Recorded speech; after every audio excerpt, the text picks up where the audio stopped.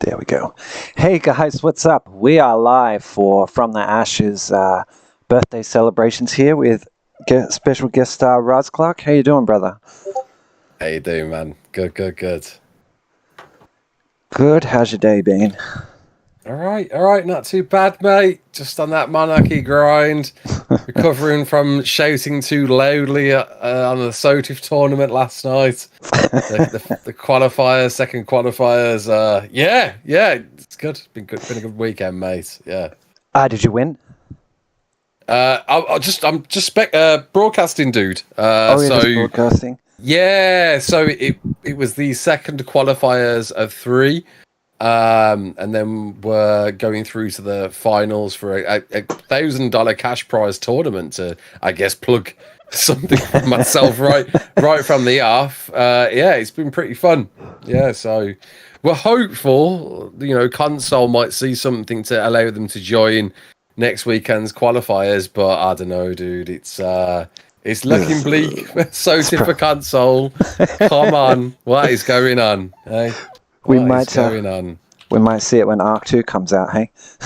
Maybe, yeah. Hey guys, what's up? So interesting story here, but you were streaming a couple of weeks ago, and one of our community joined in, and his name is, I don't know if you remember this, it's Gabook. Right.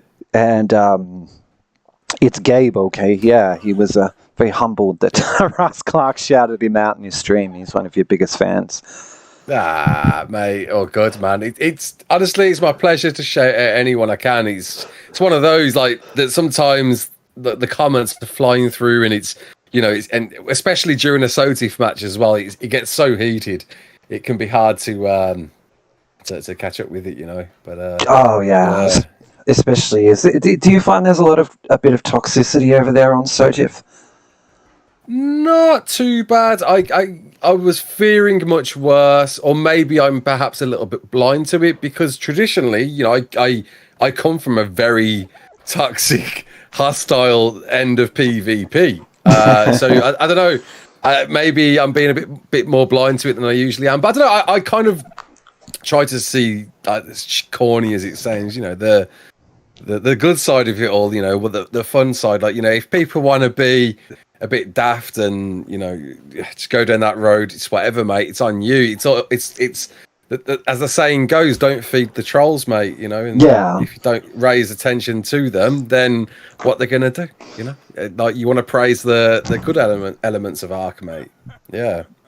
Well, and I mean, the good outweighs the bad, definitely. Yeah, that's it, man. Just reading your chat as well. Like, hello to everybody. Tenacious Penguin Lover. How you doing? Penguin's my arch nemesis. I'm trying to convince her that I'm really Rockwell. Little fact for you, I was originally Rockwell. I'm sure you must have heard about Neddy the Noodle and his Rockwell, his stories. So originally, I was meant to be the voice for Rockwell. And I was recording a bunch of lines, and we were almost about to start recording those videos, but then the animated TV series trailer dropped, and we realized, David Tennant is the voice, and he needed to get someone. And to be fair, the guy who does that voice work now is miles, leagues better than me, so I'm glad that kind of turned out the way it did in the end. Thank you for the sub there, Jade. I appreciate it. So it's been, nearly 8 months since we last spoke. You actually come and celebrated. I was wondering, has it been that long? Wow. August. Wow. Yeah, time flies. Especially when you're playing Arc. It really does. I was literally talking to someone earlier today about how days, like literally a day can go by and so much can go on in the world of Arc and content creation, I guess. But yeah, it's like an Arc day can feel like a week sometimes. Especially with the in-game time too. But, yeah. So we have a bunch of new community members in and stuff. So we're gonna start from scratch. So all right, mate. What first got you into Arc and content creating?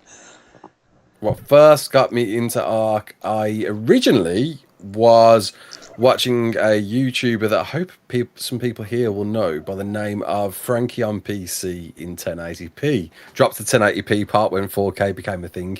But he was perhaps one of the greatest Let's Players in my book, 7-8 years ago. And he traditionally did DayZ videos. And me as a console player, I was just on PlayStation at the time. Yeah. I know, boo from the Xbox players, but yeah.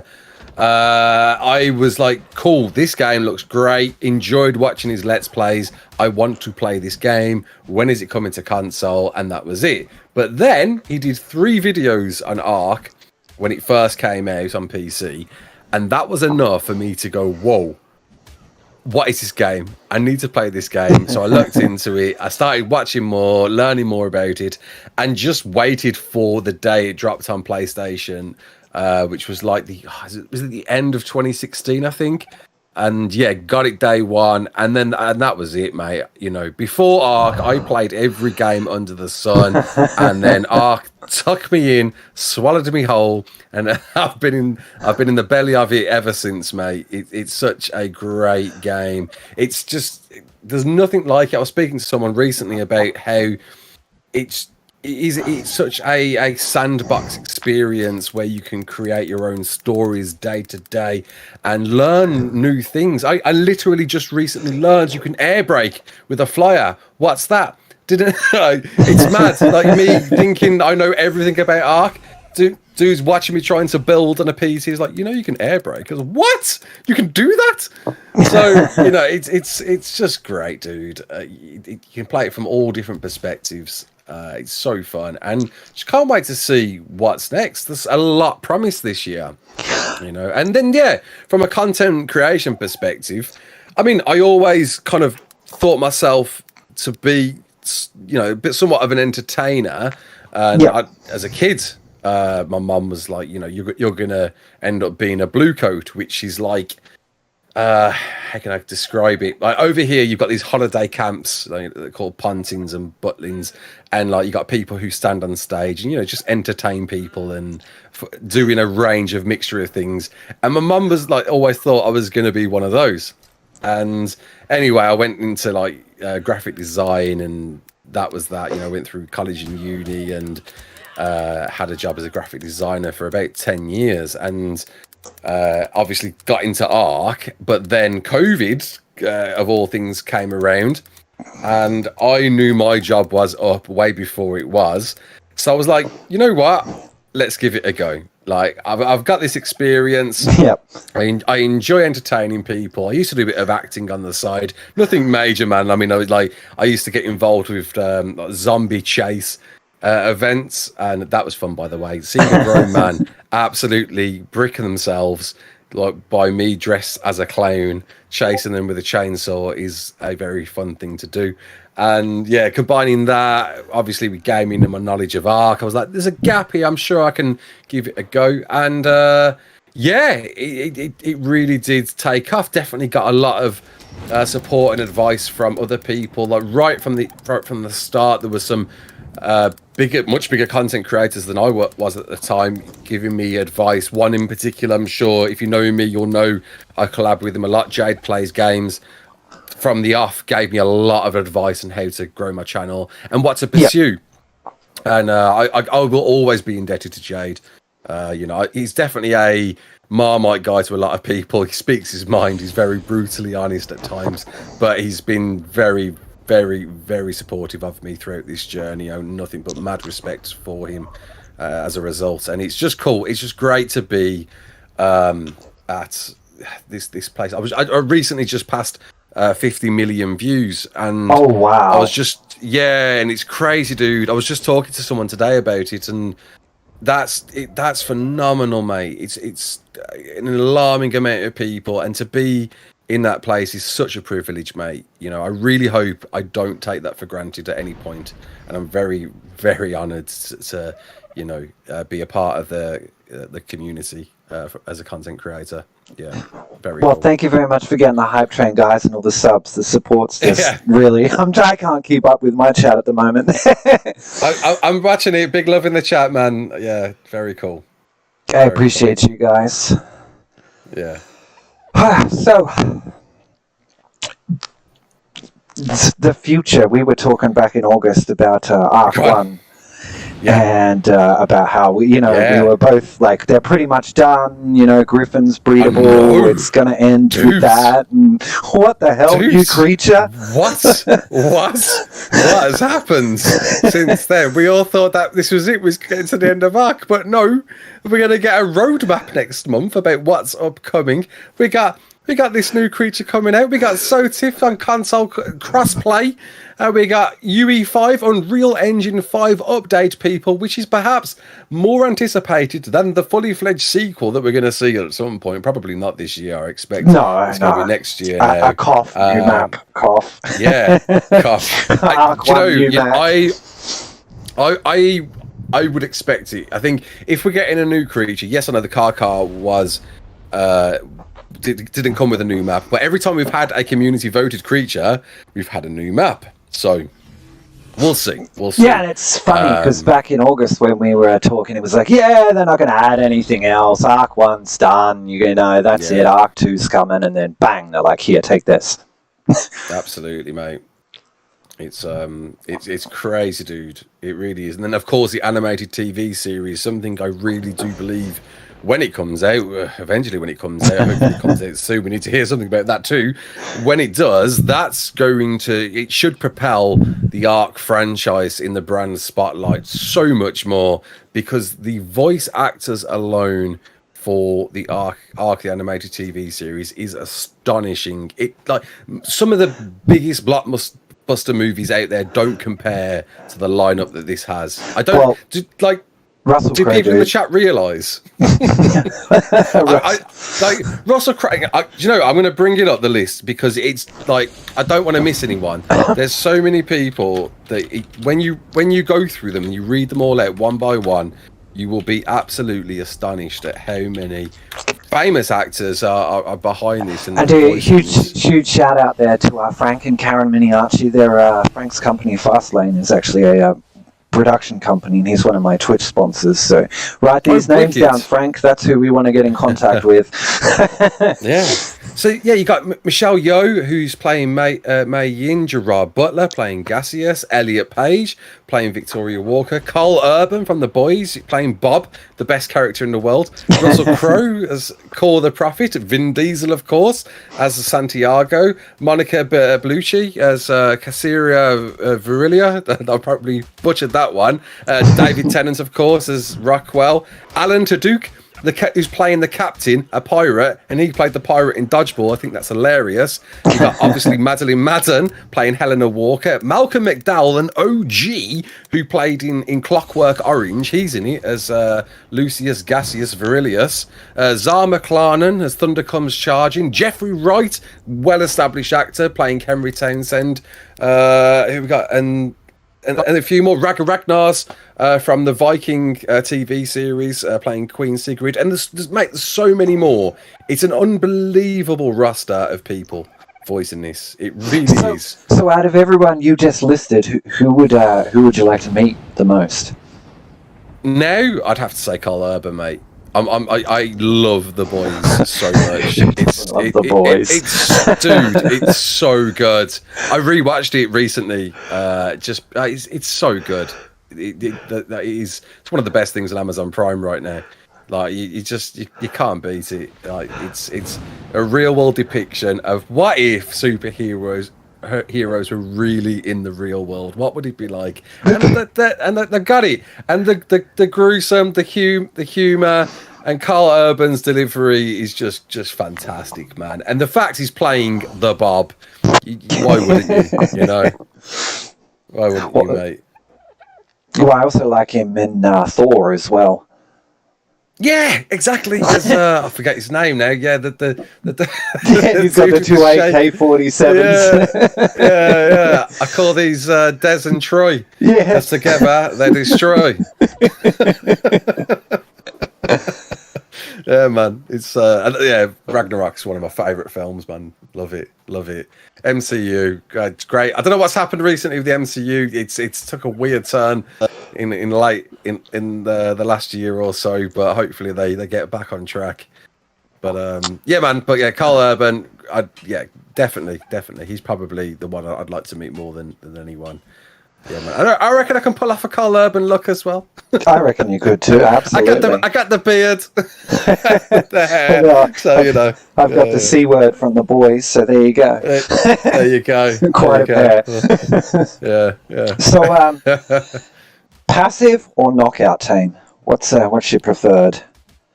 Neither. I love that. I love that Wildcard are exploring new ways to tame creatures. I think it was great, if we're strictly talking about the methods, or are we actually talking about what's my favourite creature or a passive? Well, we're talking about the methods because we already know your favourite creature's the Shadow Main. Okay, cool. And if you have a look behind me, we've got a whole bunch of them here to give away over here on FTA. No, wicked. But no, I love that they're exploring new mechanics, and it's all in anticipation for Art 2. They've already stressed that it won't be as simple as that. They're going to be a lot more dynamic. The AI is going to adapt, and you're going to need to consider how to tame them much more than just simply shooting at them or shoving berries up the bum. It's going to be a more in-depth taming experience, and I love they're experimenting with those. Some of them, I mean, the Amargasaurus is certainly frustrating, very frustrating. If you've seen that video, you'll know. Yes. I love that they're exploring all these new ways, and the car. I thought that it was fun to try and figure out how on earth you had to tame that thing when it came out on day one, and then when it clicked, and you was like, oh, it's based on drag weight, but oh, hang on, there's 2 steps to it, and it was great fun figuring all of that out. It really was. Yeah. The worst one they released was the Fenrir. I think that's a bit ridiculous. How only you go in there with 10 people and only one of them comes out with the. Yeah, that's crazy, dude. Like, until we did it, I thought everybody got a Fenrir, and then you get one. One. Like, come on, dude. They're not even breedable. You get one singular Fenrir. That's some cold reward, that is, dude. And it's random too. Yeah, mate. That's cold. Yeah, and you get one roll in one stat. Oh, it sucks.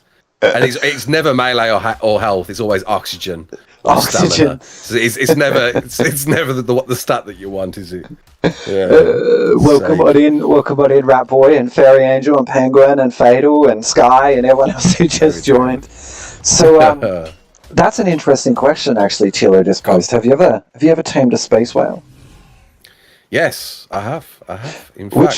Which method? In fact, I recently did it as part of the Dingle Cup. If you've not watched those episodes yet, where it's me and Vino doing some random challenges. One was what we had to do. It was Arc Bingo, where there was a board and there was a variety of different things you had to do. And one was no, it wasn't that one. It was we had to tame max level creatures. That was it. And I found because I knew space whales are normally quite high, and I found a max one, and I did it with the mech. Yeah, it was the mech. Mech's much easier, man. Definitely. Yeah. By far. Yeah. We actually had some fun when they brought out the cha-chas, and we were wondering where we could tame them. So we thought we'd try it on Luna on Gen 1. Do not try and tame a cha-cha on Luna Gen 1. It's just it doesn't work. I can't imagine that would be easier. Oh no. Yeah, but it was fun. Well, there's that exactly, but I think that's what I love about Ark is you get these experiences and you think what, why not just give it a go. Like, yes, there's the best and easier methods to do things, but just go balls to the wall and just have a crack at something nobody else wants to do because it's fun. You might stress a lot. It might take you 20 hours, but you did it. So, there's that. Well, at least it's on a boosted server as well. I couldn't imagine doing that on official. That's it, mate. Yeah. So speaking about official, what's your opinion on their timeline? How long do you think they've got until Ark says no, or Wildcard says no more? I think a while, mate. I think much longer than we thought. It's in a very weird place, isn't it? Official, I think, at the moment. You know, I because everybody knows. Okay, at some point this sequel's going to come along, and then there's going to be less requirements, want to play on these official servers. We're all going to move over to Arc 2, or perhaps not. I do see a lot of people saying the opposite and wanting to stick with Arc 1, and perhaps that's why we're getting this Unreal 5 engine update to help keep that longevity for a much longer time, and perhaps it will overlap a lot with Art 2, because from what I'm reading, Art 2 isn't going to be anything like Arc 1. No. The expectations for it seem to be led that it's going to be something else entirely. I mean, what exactly that is, we'll have to wait and see there, mate. But yeah, and if on that base, once we understand what that is, I guess that kind of sets the bar on how official plays out. I know PC's having a lot of issues, with cheaters and such. I don't know what it's like on Xbox and PlayStation, admittedly, lately. But yeah, we'll have to see, mate. The most Arc 2 is going to dictate. The most disappointing thing is that they're they haven't given us a release date for Arc 2. So where's our Valentine's Day event? Don't just give us an Evo. Give us where's our colours? Yeah. And we have got the colours. Oh, we do have the colours. Yeah. So they recently announced that Valentine's event is back in all but event items. So the chocolate boxes and such. Yeah. You won't get, but you will get the colours and you will get the rates. And so you're getting something. It's not what it once was, but it's something. And Xbox should have it. I hope they do. I think we do. Yeah. Yeah. I'm on. We just recently expanded to Steam on my cluster. We're on FTA at the moment, so we're being busy. But yeah. So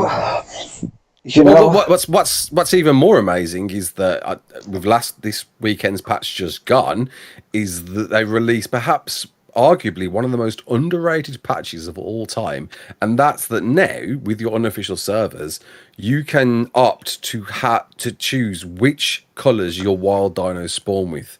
Yes. So I think that's amazing, and it's so overdue, but amazing nonetheless, that you can say, right, I want a themed event where every wild dino on my map is the color red. You can do that now. I think that's amazing. And or whatever, the rainbow of colors that's provided, you can choose to have them in now. It's your choice. I think that's very cool. Well, I hope Ascension and FTA like pink. Yeah.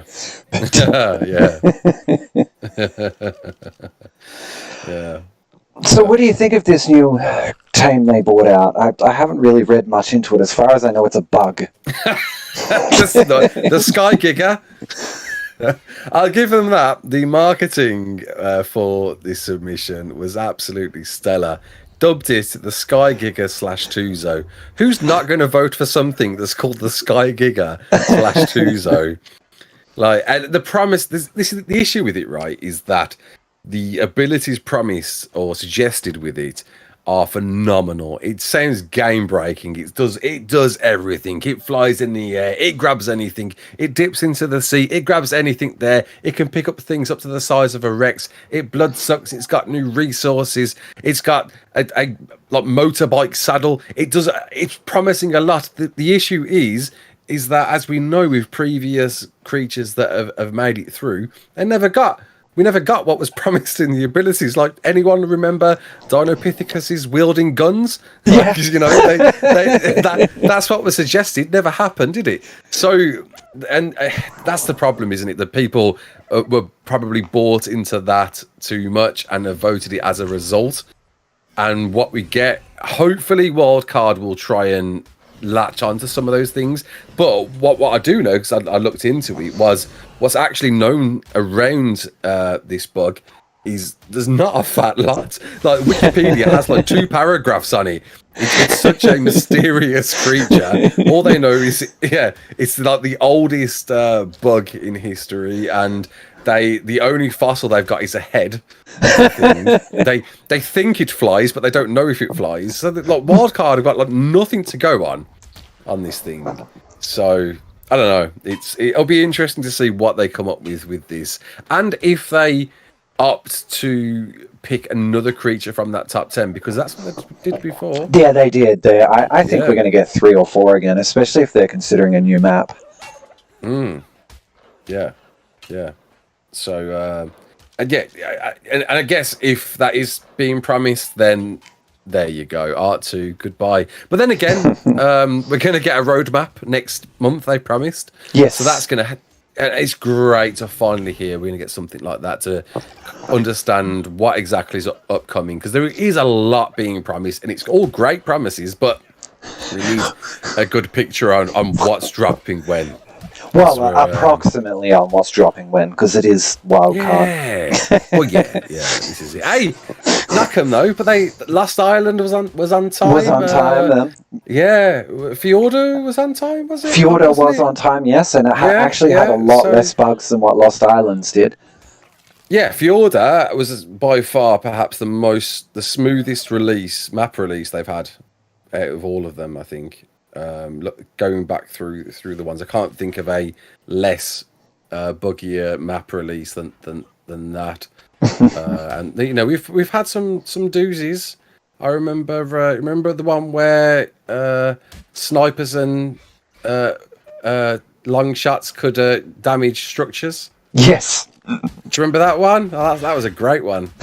or when they first brought out the tempo. Oh, dude, there's some broken stuff in the past, mate. I keep meaning to do like a recap of like the most broken bugs that ever occurred, because I remember that one vividly. Like, Official was in turmoil. I was running the server at the time, and luckily we was like drop the server, change all the structures to like impossible to damage, and Official was overrun, man. It was crazy, dude.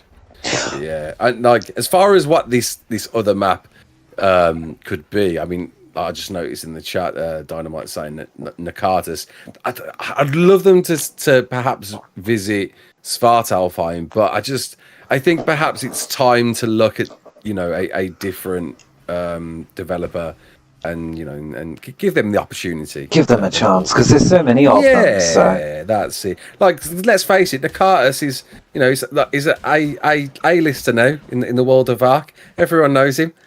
Let's shine the light on someone else, perhaps. If I was to put a map forward, it would probably have to be TNI Stella. It's a really cool, interesting map, and it's perhaps a bit too big, and that's probably its downfall on if it would ever come to the official roster. But the premise is, and I love this, it's a meteor that's crashed, this alien meteor that's crashed onto the map, and it's there, and it encompasses the entire map, and the map's like around this meteor, and then some areas, some biomes have been affected with like alien like wildlife and plant life and varied biomes all the way around this meteor, which I think is just very cool. It's really fun, and it's quite unique. I've not played a map that looks anything like it. It's really fun. So you said you come from a big background of PvP. What do you think of PvE? Yeah, we have a lot of PvE players in our love for chat. Mate. Big love for both. I don't see why PvP and PvE can't all get along. Like, I do. I like both of them, mate. I think there's great stories to tell in both worlds. And that's just simply your preference. If you want that PvE life, go for it. If you want the PvP life, go for that.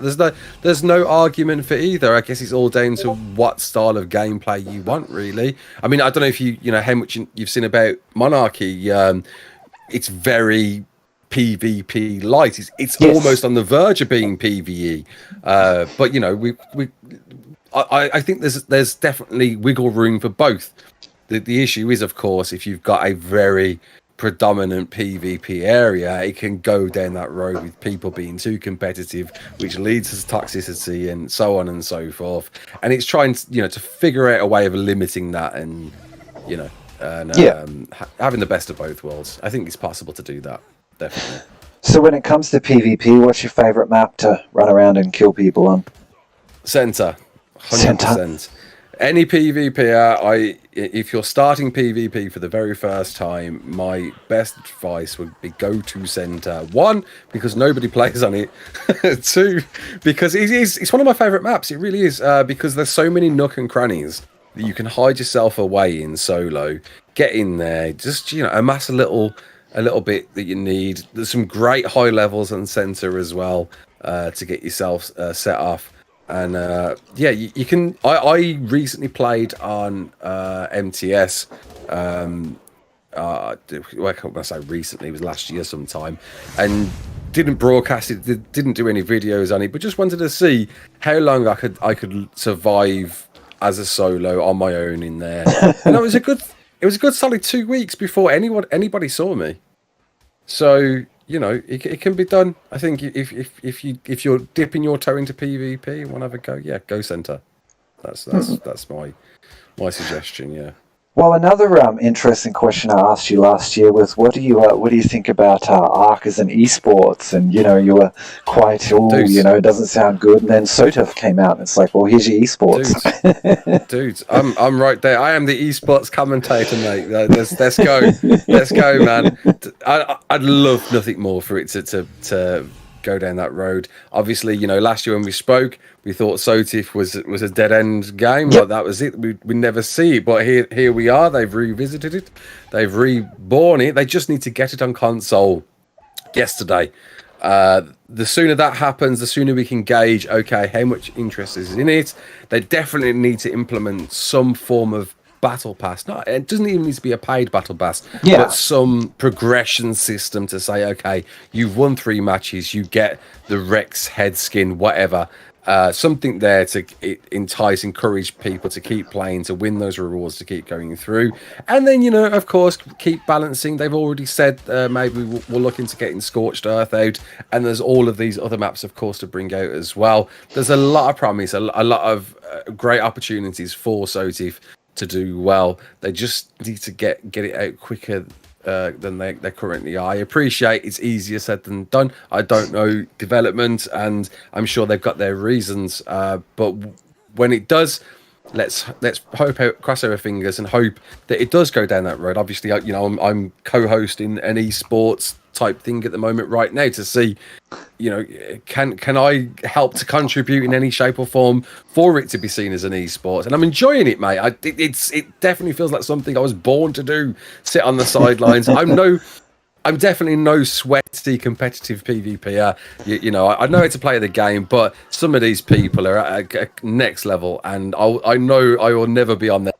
So I'm happy to sit back and just shout and scream at the top of my lungs at the action that's going on the floor from where I'm sitting. It's great fun, and I hope it gets to that level. And if they knock on the door and say, RAASCLARK, do you want to be a broadcaster for our live esports tournament? I'll be right there. I'll be on a plane over to do it, mate. Definitely. Well, that's something to think about, because sorry guys, I can take a moment here, but my buddy who passed away last night, we were actually working on an esports tournament, and my buddy Frank has a big call tomorrow with hopefully our venue to see if we can start moving that forward. So I think that I was on the fence about ARC. I didn't know how I could do it, whether we would do server wars, or like Gracie just said, or whether we could do like a knockout sort of tournament. But this SOTF has just completely changed my entire thinking on that. Yeah, mate, definitely. And I hope it comes to console next week, as they've now. That's their latest update between Wednesday and Friday next week. I really do hope, and I feel for console players, because I was one of you. I know how it feels, guys, and I hope you get that attention soon. Thank you for the sub, by the way, TSP. And let's hope they do deliver next week, mate. And it'll be interesting. Crossplay. I repeat, cross-play. An unprecedented time for Ark Survival Evolved. You Xbox players get to play against PlayStation players, and I'm sure PC players. Very interesting to see how that's going to play out, and if they're going to offer any additional support for console users like they do, for other games where there's some auto aim assist. It'll be interesting to see what they do there. What do you want to see added to Ark 1 or Ark 2? Asks Fatal. Wow. What do I want to see added to Ark 1? See, the problem is, like up until this Unreal Engine 5 update, I was very aware that the devs were saying Ark has reached its limit. We can't put any more to this game. And that's why I was like, guys, come on, accept it. We've got to move on to Ark 2. That's that. But now we're getting this Unreal 5 engine update with Lumen and Nanite. Those two things, and I'm certainly no expert, but those two things alone will completely change Ark. It will be like replaying a new version of Ark. It makes that much of a difference to it. And with that, we were expecting much well done compression with the game. It's built on better foundations. What's a crazy thing to learn is it's actually built on the foundations of the Switch port, because that was remade from the ground up for this new Switch version of Ark. And this is why it's happening. They've used that and said, right, we can actually use that code to upgrade to Unreal 5. So when that comes out, then there's a lot of scope for opportunities there. If there's more compression, if there's better handling of the game, then therefore there's certainly the bigger opportunity for more content. And then of course a map. Why wouldn't I want to see a map? Maps are great. Maps keep the game fresh, gives you a new expedition, journey, exploration to venture off into. Fjorda by far ticked that box in spades. Adventuring, enjoyed it so much, and I just still haven't seen some areas that they've got on there. Every time I go over there, I find something new, or I do an admin ticket and I TP to someone, and I'm like, I've never seen this before. Dude, so fun. That Fjorda is by far now my favourite map, simply from a PvE perspective, and just adventuring everything and just taking in everything it has to see. Obviously, all of the Lord of the Rings references on the map are great. If you're a fan of Lord of the Rings, you're gonna love Fjorda, and just pick out all of those references. Only recently, well, when I say recently, when I delved into what's every Lord of the Rings reference on that map, and I found out that the actual ring and Gollum's carcass is like in one of the caves, and I thought that was such a cool touch. And there's I think there's a reference to Vikings in there as well. So many cool references, and yeah, why not? Let's do another map. Let's do a map, inspired by something else in film and media. I think it's great to have that reflection, and I think it definitely adds to the adventuring of that map. If you've got a Nordic Lord of the Rings inspired map, you're reliving, that movie as Aragorn in some shape or form. I'm sure there's a few people out there who felt like they were a part of the Fellowship running through the mines of Moria, so it'd be good to do something like that, have something that just nods to some film or TV. Yeah, definitely. So Penguin asks, what's your favourite lore character? I know she's been hanging out to ask that. Oh, you gotta say Rockwell. Everybody has to say Rockwell. You've got to. What a story, a transformation.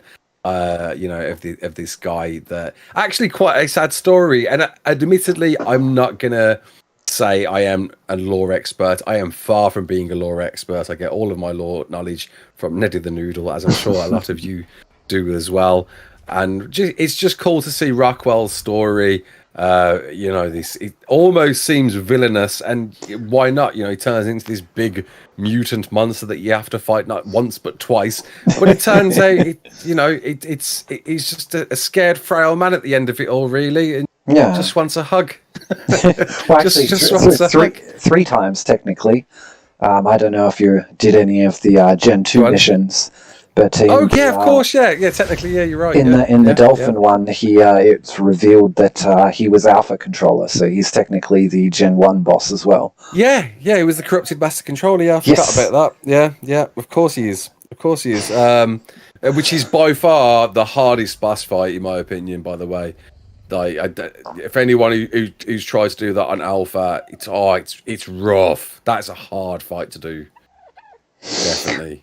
I didn't like Rockwell 2. The fact that you have to do all the missions, but not only do you have to do all the missions, the people that you're taking in with you have to do all the missions. So it's different when Gen 1 came out. But then that acid, man, the acid that just eats through everything, and it always lands where you're running to. I don't know how they did that, but you got to run away from it. And yeah, well, the issue is as well, from what I understand, on console and PlayStation, they do struggle to run that boss, don't they? Like frame rate wise, it's not the most smoothest fight. Is that right? Yeah. So I've got the fortune of doing it on PC where that's not an issue. I can only dream of how difficult it would be when it starts to get a bit framey, because that's an intense fight, man. Especially running around picking up the keys and yeah, definitely is. So what's your least favorite boss to do then? Least I'm never good at answering like something too negative and pointing out what's the thing I least like, because at the end of the day, like, you know, a lot of love and care has been put into all of these creatures that we all enjoy fighting, you know, to some degree. I'd say, you know, again, Master Controller is by far the hardest and most difficult to do. Mate, it's a really difficult one to give an answer for. I mean, Brood, yeah, great fight. Mega, great. Dragon, great. Manticore, great. Moda, great. The Lava Elemental, great. Ice Queen, great. The Titans are great. I'm struggling, man.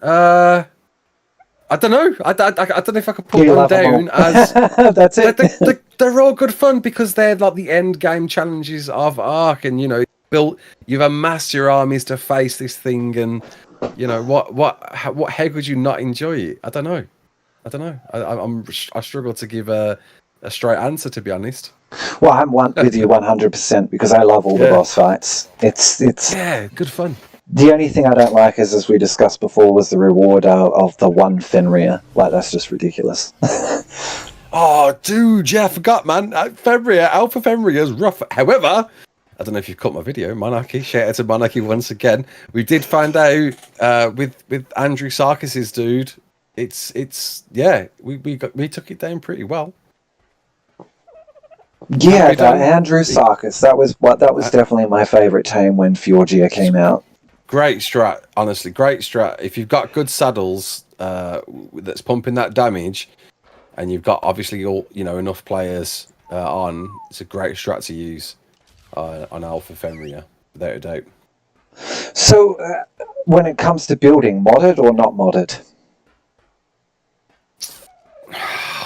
Oh, that's a difficult question to answer as well, because obviously, you know, I come from non-modded, and what I love about non-modded is there's so many mechanics where you can break the mold, and when you do, you're like, wow, like you can achieve some really interesting ideas just by simply using non-modded structures. That being said, though, there's a lot of ease with modded structures, and it taking a lot of the work out for you, and you know, some luxuries like obviously S plus glass is great. Glass metal, where you can see through the walls of your base, you know, things like that are great to do. But you know, modded can just go down a long rabbit hole with the variety of different faces, textures they've got out there. I don't know. There's definitely an argument for both. There definitely is, mate. Yeah. Well, I've only recently, like I said, started playing Steam, and my favorite mod so far is the lightsaber. There's just nothing more satisfactory than running around Crystal Isles or Fjordia chopping up stuff with a purple lightsaber. I tell there's Structures Plus.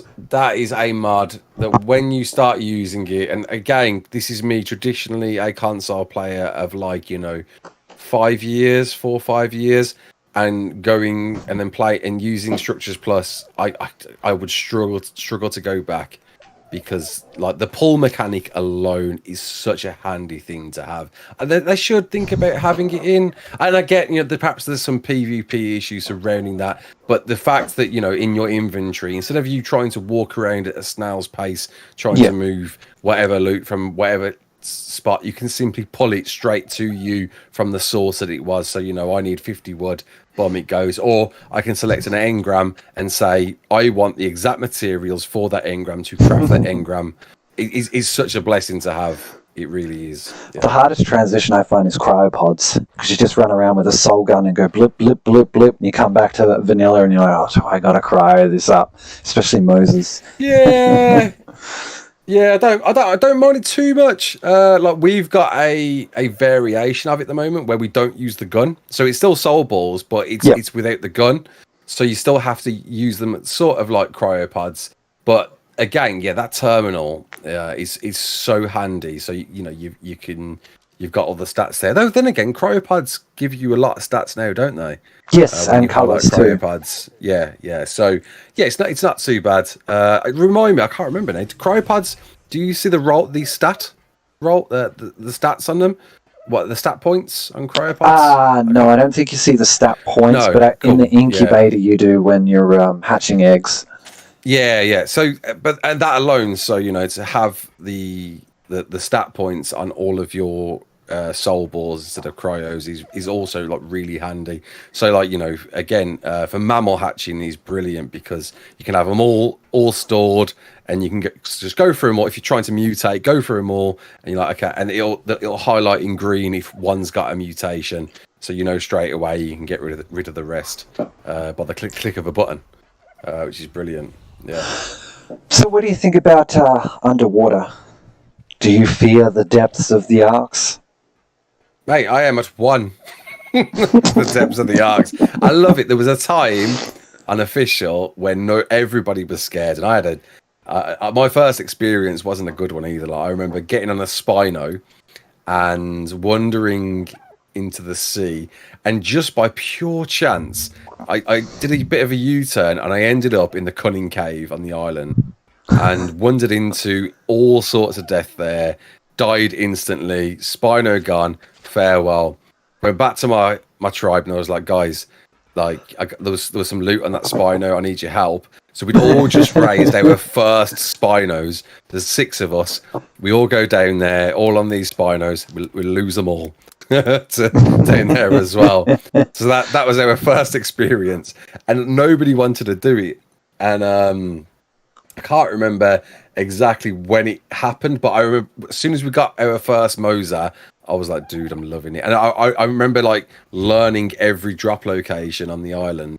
And I was that guy that would go round and just do that run day after day after day, getting all the sea drops. And I had fun because like no one else would go down there. So it was great. Yeah. So I don't know if you read the community crunch in depth that just came out, but we have Doom here in the chat. He was featured in one of his boats. He wants to know, what do you think about boats on the ocean there in the arcs? Oh, you Doom, you're right, mate. Yeah, I mean, they're good. Leads are a bit of an issue for your boats. In fact, as I can now put myself as a bit of a boat connoisseur myself. I literally dropped a video today on a boat build. Something I've never really done before, but I thought I'd give it a crack. A little bit inspired by Aaron Longstaff, wasn't totally. I built it so much. I was like, it needs a bit of pizzazz, and it needs a bit of a good trim to it. So I just looked up a few boat design ideas and found Aaron's. I was like, that's great. I'll use the wing thing that he's got on his and throw it on mine. And it's great. It's good fun. If you've got the limitations ticked off, so you can build just a little bit more and have a bit more fun with it as well. That's great fun to build some epic designs. In fact, that your Doom, if yours is the photo that I'm thinking it is, that was definitely an underappreciated photo. I think, you know, like, because you can fly by it, those photos in the crunch, and I remember stopping on it and going, dude, a lot of time and effort went into that, man. You could see it. I actually went on Doom server and had a tour of it, and it took 2.5 hours. Did you really? Yeah, 2.5 hours, deck by deck by deck by deck. Like, this thing is insane. Dude, I'm surprised it only took that long. that's an incredible build. So yeah, hats off to you, mate.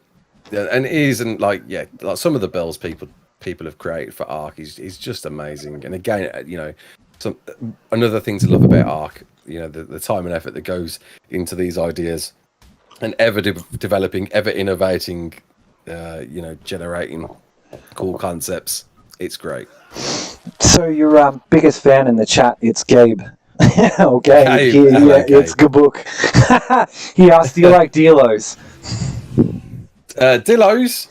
I mean, again, like, I've recently perhaps, like, definitely took more of a liking to them than I used to, because I'm using them as turrets right now. We're not allowed turrets on our server, not even allowed explants. So the best I can use is Dillos. That being said, though, their range on shooting is naff. Like, they do nothing. Honestly, they're just fleshy statues doing their thing to help defend my base. So, you know, we've got a bit of a love-hate relationship at the moment. Welcome on in, SGB. Thank you for joining us. Well, he has I painted him one before the stream, so he's called it RAASCLARK, and it's sitting there in front of me. It's black and green. Brilliant. I feel bad for Gabe, because I don't mean to call him out a little bit, but the other night he put in a ticket here on FTA, and apparently he thought it would be wise to store his tames on a gacha. Oh no! Yeah, oh no! So you can imagine how that turned out. It took me a second to realise what had happened, but yeah, dude, oh mate, commiserations. Dude, that sucks, man. So, out of all the weapons on that they have in SOTF, what'd you go to? It would have to be, without a doubt, if you've seen my short, you'll know, compound bow, mate. That thing wrecks, dude. My word. Like, I'm having so much fun with it. The compound bow, you know, it deals so much damage. I'd love to know the damage rating on it. Actually, I don't know if it tells you in the game. I can't remember, but. You know, yeah. If you're not a bad shot, I'm no like sniper, but like, you know, I'm not a terrible shot with it. And if you can get a few shots in with that thing, oh, you can wreck, mate. Good fun. Yeah. And go to tame for SOTF. Oh, Rhino. And that's what I love about SOTF, is that before SOTF, I'd never have gone for a Rhino, not even in standard Ark. And I don't know whether somebody showed me or I just accidentally stumbled upon it, but I realised, wow, this thing hits hard, and I use it. That's my go-to normally to start getting tokens, building up tokens right from the off. But as a result, and I think this is what the devs wanted us to do, it's got me wanting to use rhinos more now in Ark 1, and I'm doing just that. I've been taming good level rhinos and mutating them. In fact, right now today, which will come out, I don't know, this time next week, I just got to 48 melee. So, you know, wow. I'm like, dude, like, I can't wait to hit that 50 and see this thing wreck. And it's just like, it's great fun. I've never bothered with rhinos before. And I think that's what Wildcard wanted to do. Like, it's an opportunity for you to experiment with dinos you never normally do, especially in a PvP scenario. Because let's face it, you spend all this time, you know, raising them and gathering them all, like these precious things you've spent months on. You don't want to take them out and lose them. Whereas in SOTF, you can do that, and you can see what works, what doesn't, and then it kind of opens you out to be a bit more freer in the actual Ark game. Yeah. What's the hardest Gen 2 mission you had to do, and why was it the canoe? I'm just thinking. There is one. I know what it is. I did a video on it, and I'm trying to remember now. There was. Oh, I know what it was. It was Bulb Dog Fetch. Bulb Dog Fetch can go. It can go do some words that I'm not going to say on stream. That mission took me days to do, and I honestly repeatedly just messing it up. Such a difficult mission, mate. What the hell? That's so painful, absolute pain that mission was. Yeah, that was actually unexpected. I was expecting to see. I always expect the dolphin or the canoe. See, the thing is, again, on PC, you've got none of the frame rate issues, and it's so much easier to do, dude. Because when the frames don't present a problem, you've got more time and for error, so you can pretty much sail through, mate. But Bulb Dog Fetch can go do one, man. That mission pained me. I'd never again. never again. Oof. It's out there. The rage video's out there. So what do you prefer, the Desmodus or the Onyx? That's an interesting question, actually. That's got to be the Desmodus. Why would it not be the Desmodus? This multi-tooled thing that can see at night, can sonar detect, can pick up and get blood packs for you, and of course make this thing called Sanguine Elixir, which is obviously everybody's go-to thing now for taming, because it's made it so much easier. And of course, the biggest one of all, it flies in caves. A flyer that you can actually take in caves. What's not to love about the Desmodus?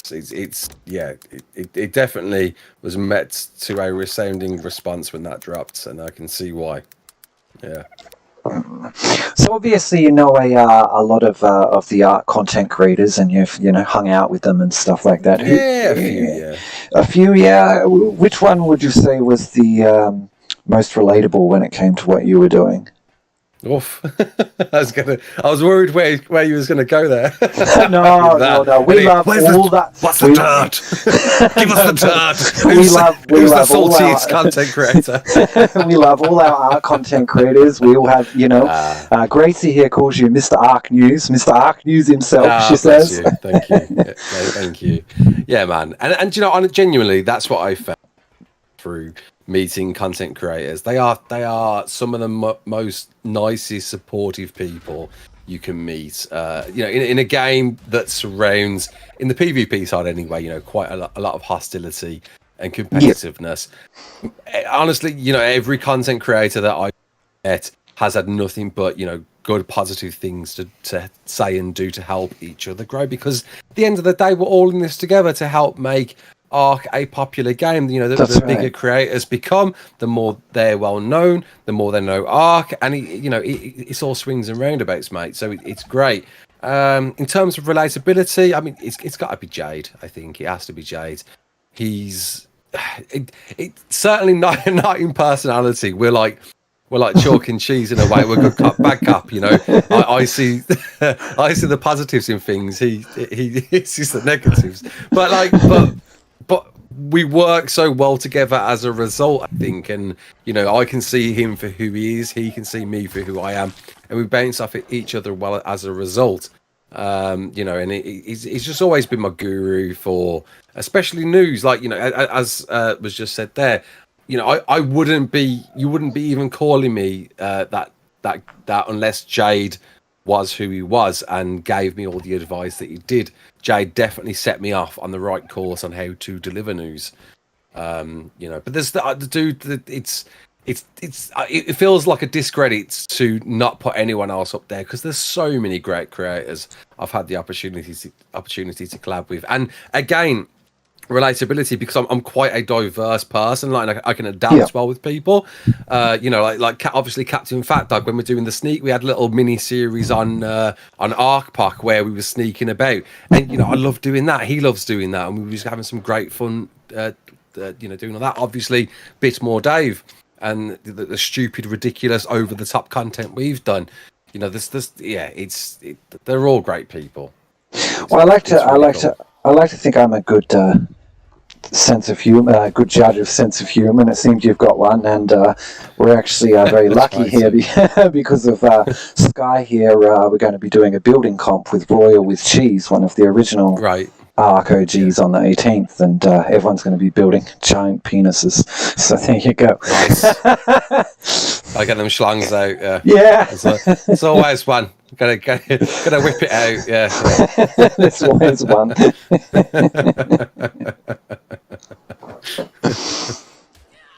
You think the best creators are Matt and RAASCLARK? Well, thank you, Gabe. I appreciate that. I'm very humbled to be put up there with the king of ARC.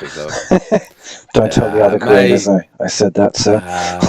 Honestly, like, I ain't no king, dude. I'm very, it's such a weird place to be, as we were saying earlier, like, you know, to have attained so many views, mate. But I don't know, man. I don't feel like there's much bigger creators out there than me, and it's really cool to even be considered as a content creator and an entertainer to people. I'm very, and I really hope I never take it for granted. That's all.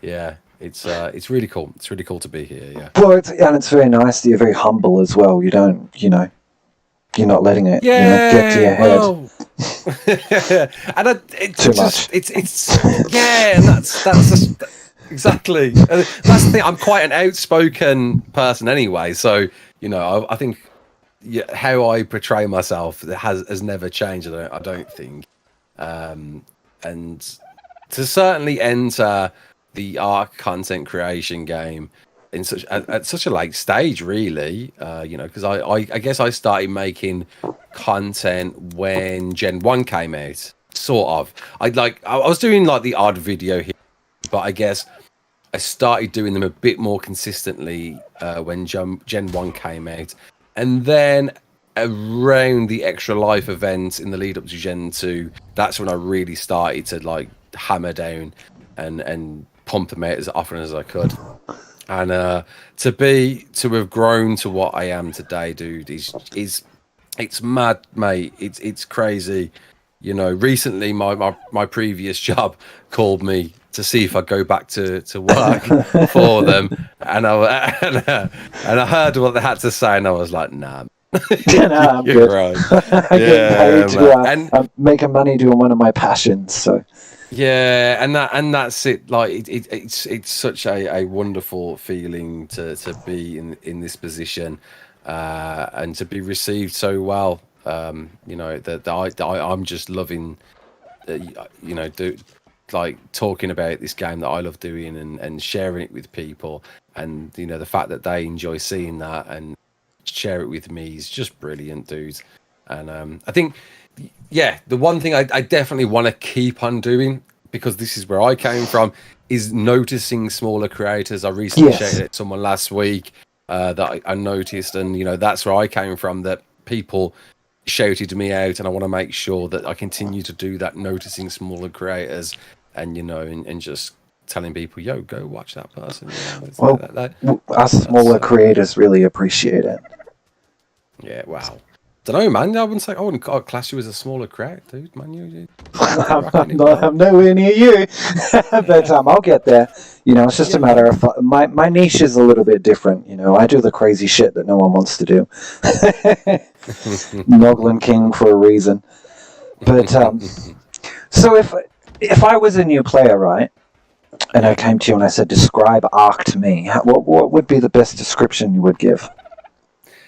Well, obviously, you start off with, right, think Minecraft, right? Okay, you're there. Now, let's throw in some dinosaurs. Let's go a little bit more adult with a few guns. But it's much, much, much more than that. It's you thrust onto a survival experience on an island, forced to learn from the ground up what to do in order to survive. And you really do need to survive against the wildlife that are around. But it's more than that, it's more than uncovering that story and surviving to uncover, to find out what lurks around the next corner, to delve deeper into the storyline and unearth this huge lore behind it.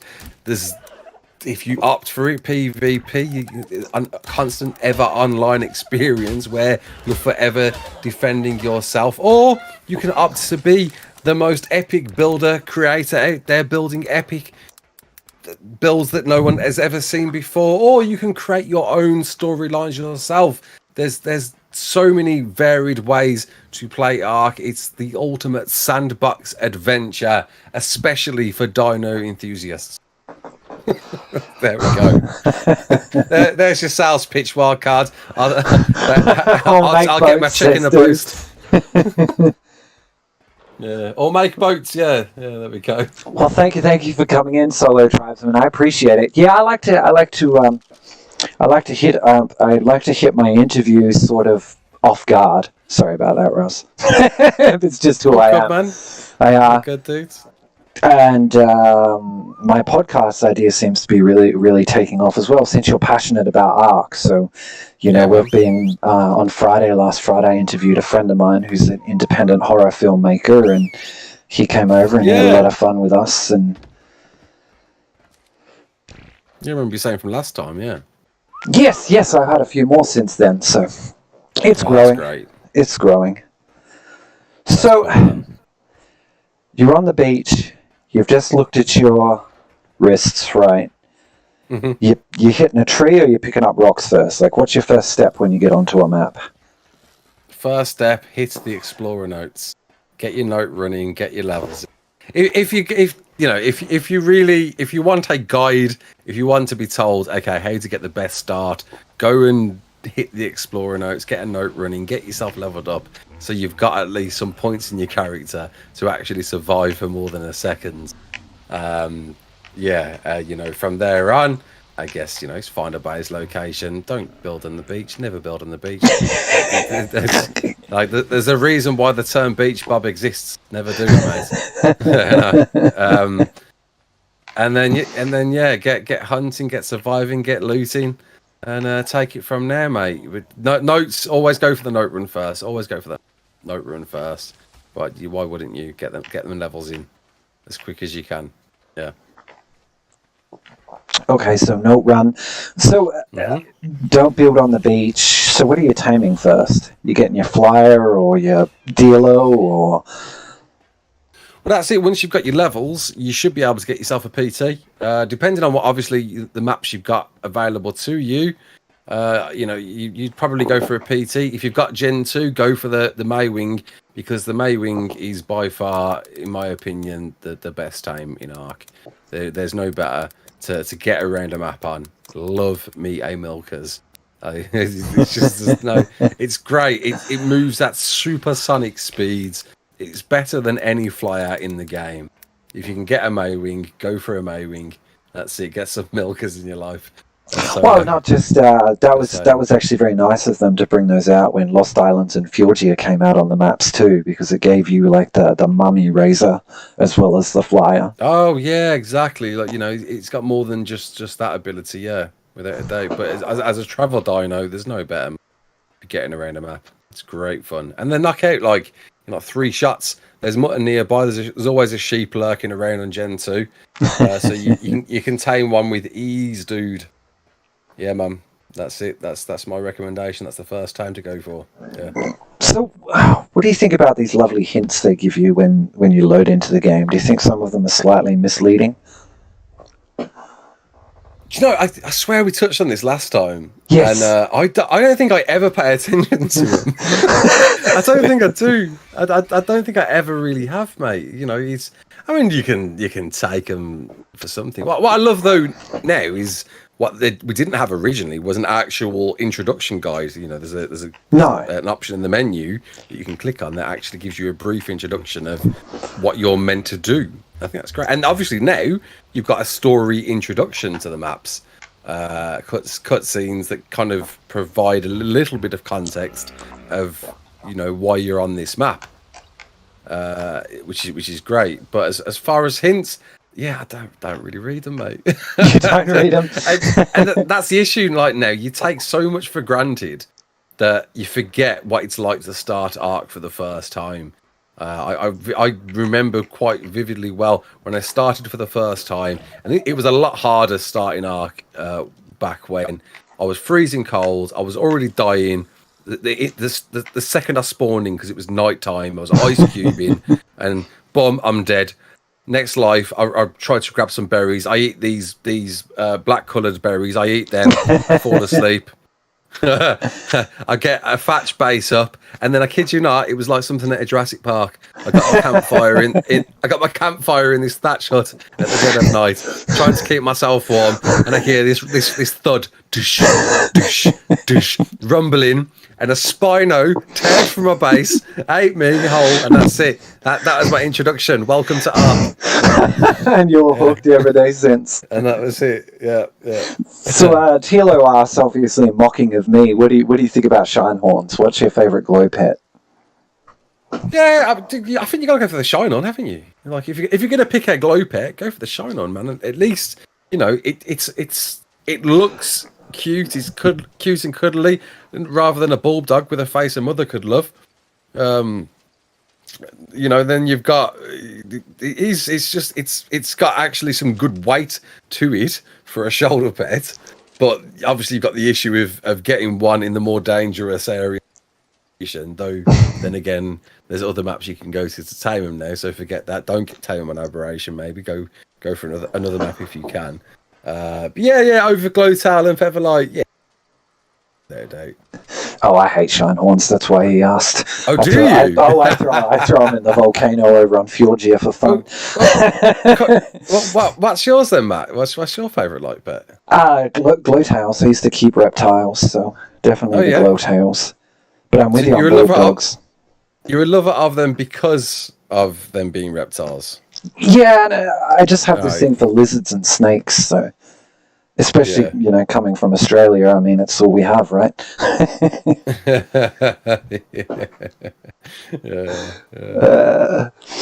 Have you ever injected element into yourself? I am just asking, just to be safe after all. Us, Penguin. Jesus. Well, you wouldn't be the first to ask that. Like, a few people have questioned me and my hyperactivity at some times. Like, to think, are you sure you're not on element or something to that degree? I assure you, no. I have not, as far as I'm aware. I have simply human blood in my system, and that is it.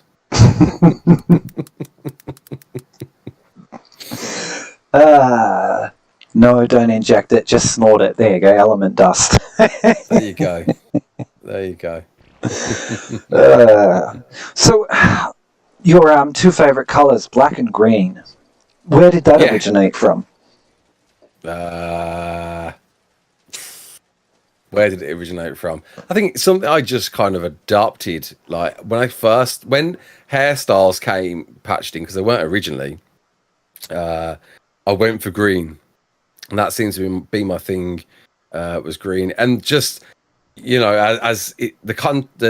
nice contrasting colour to green is black. So green's the primary predominant colour, and black's the secondary. And and from there, green carried on. Why do I have a green afro, people? Well, it's because it's actually a PvP tactical advantage. Because if you hide in a bush, you are at one with the bush. People will think you're the bush. Therefore, the green afro is the haircut that you want to do. Try it. And I'm telling you, give it a whirl. Try and sneak up on someone through the bushes with a green afro. You'll love it. You'll enjoy it. So, what's your favourite event when they were running them? Oh, Fear Evolved, which I think is arguably it's the most popular one anyway. I think I did a top 10 on events a while back, and that came up trumps. No surprise, because there's so much content that gets delivered with it. The ghost skins, the skeleton skins, obviously the Dodo Rex and the Dodo Wyvern, and the zombie variants that you can get that I'm guessing you can't get anymore. I think that's crazy. No, and for us private cluster owners, we can activate the event, but we don't have the codes for the Dodo Rex and all that don't work. No, but you can spawn in wild zombie variants, can't you, of the wyverns? And Oh, I can spawn in I tame think, zombie can't you? wyverns, yeah. Yeah. So at least you've got that. But official, you're screwed. Like that. The only time you can tame zombie variant wyverns was during this event, and now you're not going to have that event ever. That's it. That content has gone. The only people that will ever have them were those that were attended those events, and that's it now. Well, and when they were adding the skins and everything into the Helena store, I was disappointed that when they did the Thanksgiving ones, they didn't add the Dodo Rex, because you can buy it at that event. What was it, 30,000 wishbones or something like that, and you get it for 5 minutes? Well, yeah, that's during the Turkey Trials event, isn't it? Yes. And you get to that's it. And you get to summon one in, which wrecks, man. I love the damage that it does. It's great fun. Expensive, because super turkeys aren't the easiest to kill, but with their 66666 health or whatever it is. yeah. So, what's your favorite type of wyvern there?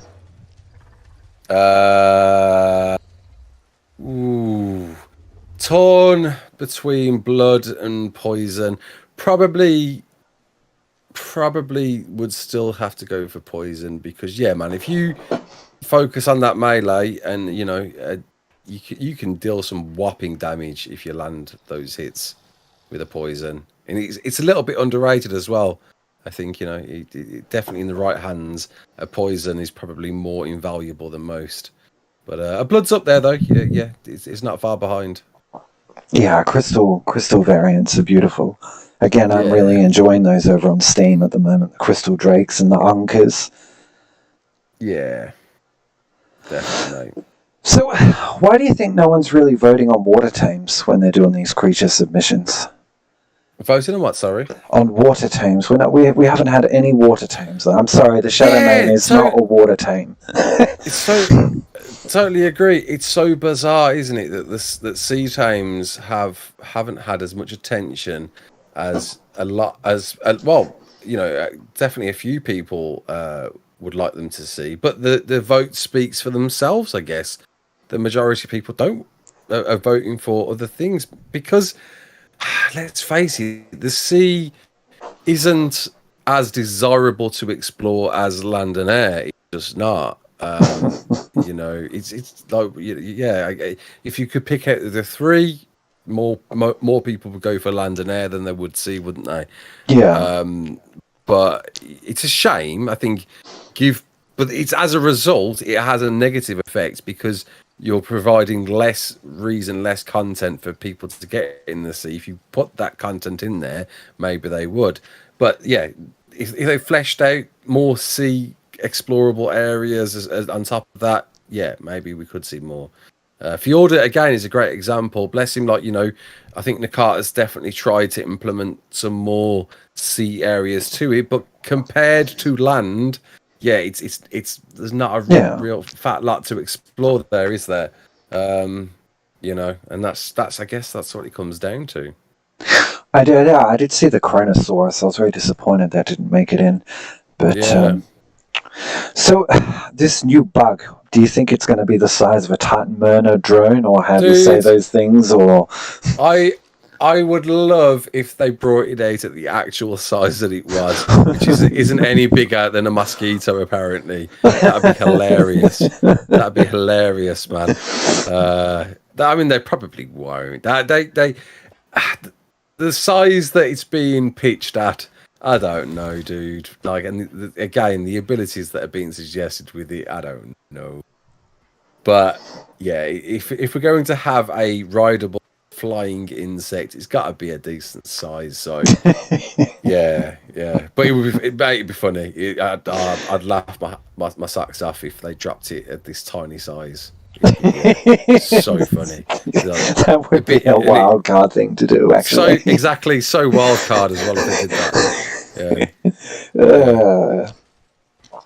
So utility wise, what's your go-to when it comes to tames? As in what? Just what? Adventuring, traveling? Utility-wise, as in, well, we can cover all three. So utility, grinding, adventuring, and fighting. Okay. Well, obviously, yeah, adventuring. I've already said Maywing all day, every day. Get on that Maywing, and you won't want anything else to get around with.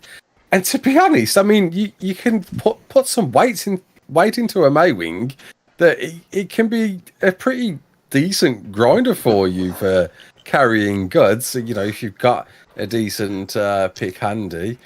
I still love, and I'm glad I got to revisit it recently, the Quetz Anki combo. Nobody does that anymore, but it was so fun back in the day, and I'm so glad I got to redo that. You know, having a Quetz with the weight glitch where you could just farm metal in the bucket load, and that, yeah, I guess that would probably be my go-to back in the day.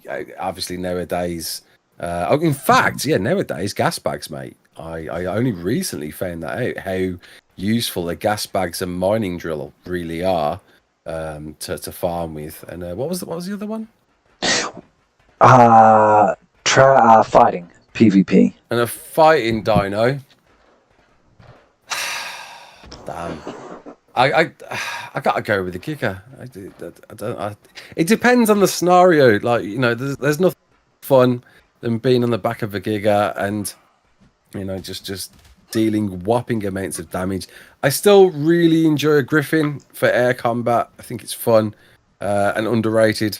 If you go toe to toe against a Wyvern and a Griffin, a decent Griffin rider will always come out trumps. Yeah, good fun. So, what's your favorite combat style? Foot or tame? Oh, foot. Yeah, man, definitely.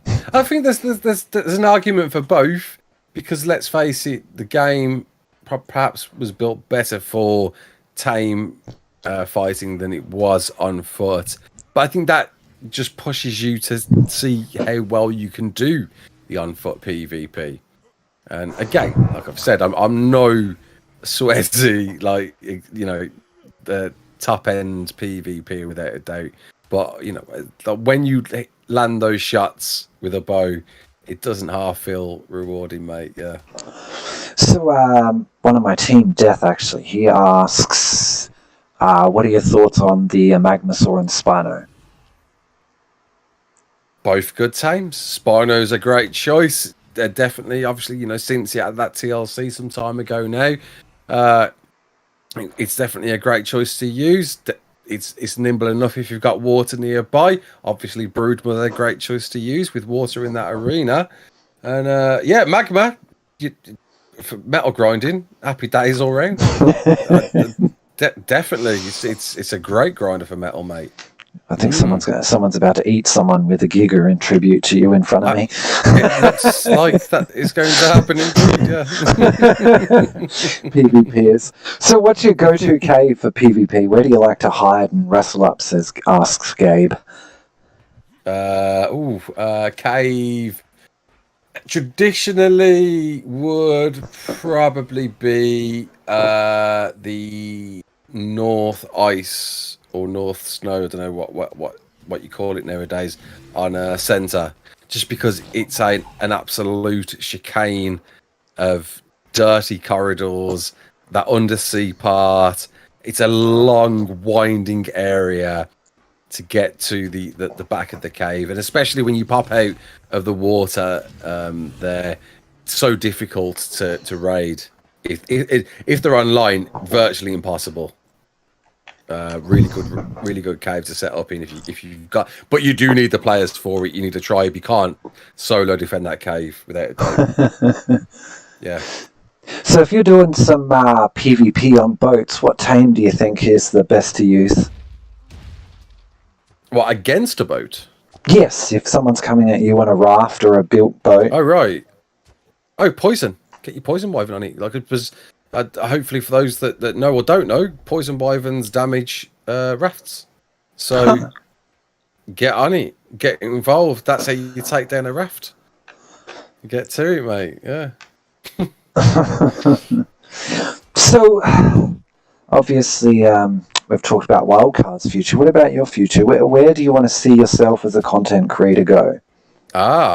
So the dream for me is to be a red carpet reporter at ARC, the live action movie, and interviewing Vin Diesel. That's where I want to. That's where I see me. That's where I want to be, mate. That's where I want. And I do. I really hope, ARC lives a long, bright future, and I get to ride along with that future for an indefinite amount of time. Don't get me wrong. I still definitely want to be able to dip my toe into other gaming experiences. For example, the Forest. I'm gonna try and finish my Forest playthrough before Suns comes out, and then play Suns when that comes out. Because I think it's good to have just a bit of variety and get to understand the competitors, what they're doing right or wrong. Because then when you go back to ARC, you can see, okay, well, ARC's delivering this right, or perhaps that game's delivering that right, and it gives you some comparative to work against, which is it's good for everybody. So yeah. So I'm going to ask you an outside ARC question here. Go on. Have you seen anything to do with this movie 65 that's coming out this year? Movie 65? I've not even heard of it, mate. You have not heard of 65? Basically, it's got, what's his face from Star Wars, right? I've just looked it up, yeah.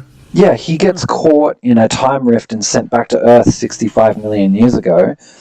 Oh. And I've actually looked at the trailer in depth, and dude, it's ARC. Like tech grenades, tech rifles, the whole lot. Yeah. It looks the tech. He uses gravity grenades. The rifle he's using looks sort of like a tech rifle. You haven't seen that? Yeah. Take it for the raid spirit. I'm looking it up right now, mate. What the hell?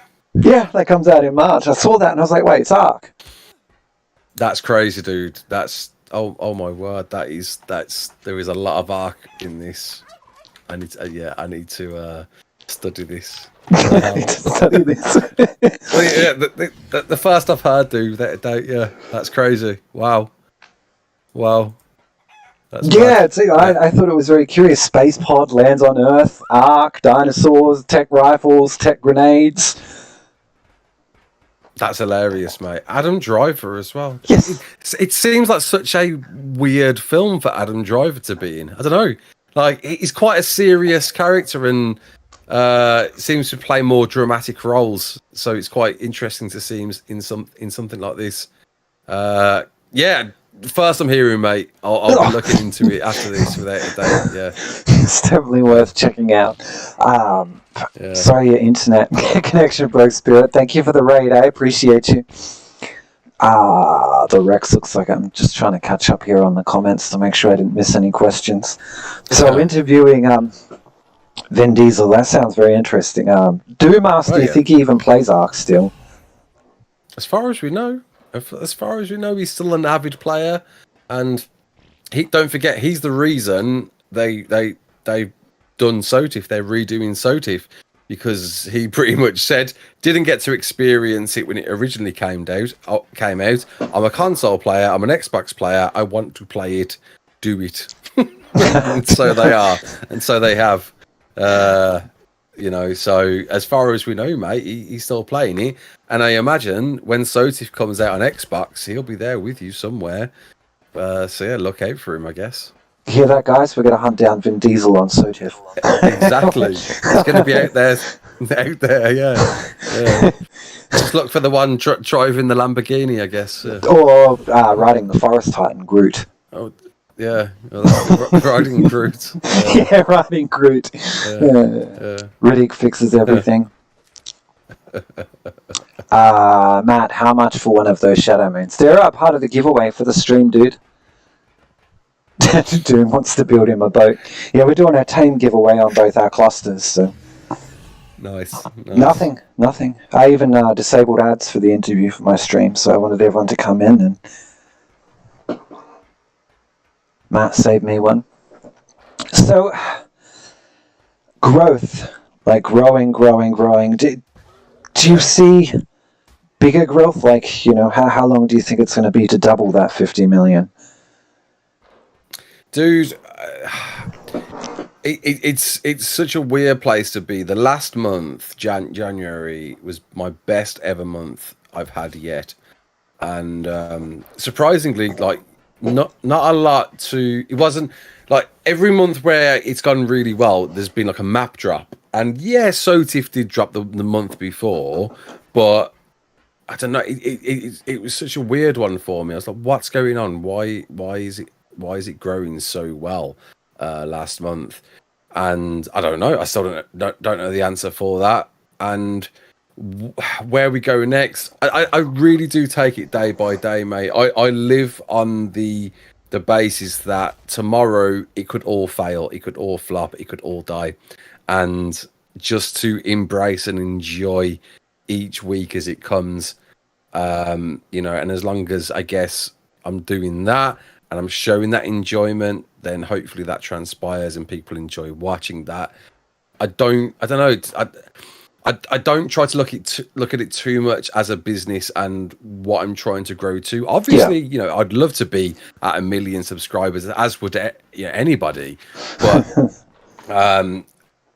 to try and attain that and to try and set out a business goal, a path of how I get to that, I guess defeats the point of what I'm doing already, because then I'm moving away from a person who enjoys playing Ark and sharing those Ark experiences with people to I want you to subscribe to me. And that's, you know, then that's there's a danger of it being that anyway, you know. Don't get me wrong, I'm you know, it amazes me and humbles me every day seeing so many people come through. It's crazy, dude. Yeah, but I don't know. Obviously I've got that goal of interviewing Vin Diesel and getting figuring out, okay, what, like, I think I would love to get to a point myself of having those opportunities of interviewing the voice actors for Ark, the animated TV series. How I get to that point, I have no idea, dude. I reached out to a guy who speaks to quite a lot of voice actors, and he that's what he's been doing for years. And even he was like, dude, these are A-listers, man. You got no hope. So, you know, it's definitely a difficult challenge to figure out how I get to that point. And networking, it's just as someone who as someone who has some high-end contacts in the film industry myself, networking and sell your vision. You know, you have to sell it. Yeah. And then I hate to be like this, but film is a lot different to gaming. You have to come to them within mind what you can do for them more than what they can do for you. Sadly, it's just the way. Well, no, that's just the way life works. Yeah, you know, it does. Like, you know, how am I a benefit to you? And I totally get that. I really do, mate. You know, and I guess that comes with reaching a status that helps to promote you. So yeah, I guess people subscribe. get me to that 1 million, so then Vin Diesel will notice me. I guess that's what we're doing here. There we go. We'll get it trending on Twitter. #Raz with Diesel. There we go. Yeah. But I'm going to scroll up here for a second and say, ask Amber Mike has asked, what's your favorite shoulder pet tame? Shoulder pets. Ooh. Right now, I'm a big fan of the Mesopithecus, mate. It's for Sotif, it's great. It's such a handy thing to have around as a last resort, and you know, it throws poop. Why? How could you not enjoy throwing poop? In fact, something quite recently I just mastered, which I pained through, was taming a Hesperornis, and it was, I honestly, like, there's a video, a Dingle Cut video, where you'll see I was really struggling. And just recently, there's a video coming out, I think it's Tuesday or Thursday, I master it and I start enjoying it. So that was a cool thing to overcome. Yeah. Yeah. So, hang on a second. I think we covered that, Twinkie. I'm getting a couple of messages on Discord for people that can't, but he asks again, what got you into ARC? And I think we covered that at the beginning there, dude. Yeah. So, and big love to Frankie on PC, by the way, people. Like, he comes and goes. He has these, like, I think he keeps trying to get, like, he had such a, he hit this level of stardom back when, and he took such a long break that when he came back, I think, I don't know, he's been trying these different ways of how do I make a great comeback? How do I get people still entertain people? He's been really struggling to do that. But I encourage you, if you don't know Frankie on PC, please go check him out. He is by far one of my biggest inspirations on why I do what I do. So yeah. Do you miss the walk to the ob for bosses? I think she's talking pre-cryopods. Nah, dude, I still do it. You still do it, habit? I still do it, dude. Like, yeah, man. Like, I did it on Svartalfheim recently. You know, if there's an opportunity to do it, why not? And I'll be doing it again on Monarchy, without a doubt. Yeah. So, for those that don't know, what is Monarchy? What is Monarchy? Monarchy is a collaboration of YouTubers. Right now, there's 11 of us, and season on season, it's a opportunity for us to just experience ARC in a way it's perhaps difficult otherwise to do so, with a very PvE focused but PvP light experience where, you know, we can enjoy the map, but we can also kind of play about with each other and do silly little raids on each other and just bounce off each other and enjoy content creation and ideas, and you know, and enjoy everything about ARC in a playthrough of that map. And it's great fun, dude, to bounce off people through a series, a let's play. It really is. Mrs. Nibbles is the name of my Noglin. I think they're asking how she is. She's fine, guys. She's somewhere. Spirit asked, do you remember when you and Crazy were the only ones who jumped on the Jaws boat? Me and Crazy on the Jaws boat. Maybe that was that Architects thing the other week. Jumped on the Jaws boat. I'm sorry, it really thrown me off. Jaws boat. Oh yeah, no, this was the Architects event from before. This was last year, wasn't it? Yeah, that was fun. That was a laugh.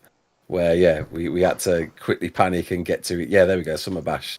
Yeah, that was a good laugh. Yeah, like I kind of got picked up off it, and then I fell off, and it all went to pot. Yeah, it's fun. Yeah, and a big shout out to Architects, just such a wonderful group of people, and creating some insane things.